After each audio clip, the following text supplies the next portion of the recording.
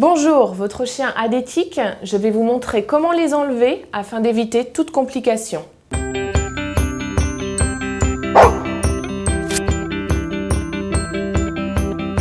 une tique, c'est un acarien, c'est une petite bestiole peu sympathique qui va se fixer dans la peau du chien et qui se nourrit du sang du chien. Le problème, c'est qu'en se nourrissant du sang du chien, il y a parfois des échanges de parasites. Et donc, ce n'est pas que pour le bien-être du chien et son confort esthétique qu'on le traite contre les puces et les tiques. C'est également pour prévenir le risque de transmission de certaines maladies, que ce soit par les puces ou par les tiques. Les tiques peuvent être très dangereuses pour le chien et être vecteurs de maladies qui peuvent être mortelles pour le chien. Pour lutter efficacement contre les tiques, on va prévenir également l'apparition des tiques sur le chien en le traitant régulièrement à l'aide de comprimés, de pipettes ou d'un collier adapté à sa taille, à son poids et conseillé par son vétérinaire. Alors, contrairement aux idées reçues, une tique ne s'enlève pas avec une pince à épiler, elle ne s'enlève pas non plus avec de l'éther.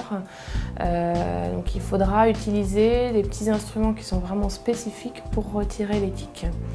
Les petits instruments que les vétérinaires ont tendance à conseiller sont des instruments en forme de bras de levier qui permettent de caler la tique entre deux doigts du bras de levier et de la dévisser en étant certain de ne pas laisser les parties buccales de la tique dans la peau du chien. La tique se fixe sur le chien en se vissant dans la peau du chien et elle va répandre ses parties buccales sous la peau du chien.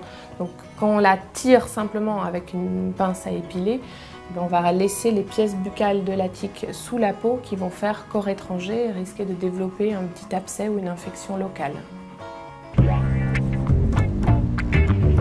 Le chien se contamine à la campagne, dans les hautes herbes, en forêt, donc à chaque retour de grande promenade, l'idéal est d'inspecter un petit peu son chien sous tous les angles. Les endroits de prédilection des tiques, c'est en périphérie des oreilles, près de la truffe, à l'arrière des oreilles, dans le cou, face interne des membres et entre les doigts. Donc c'est ces zones-là qu'on va ausculter et inspecter en préférence.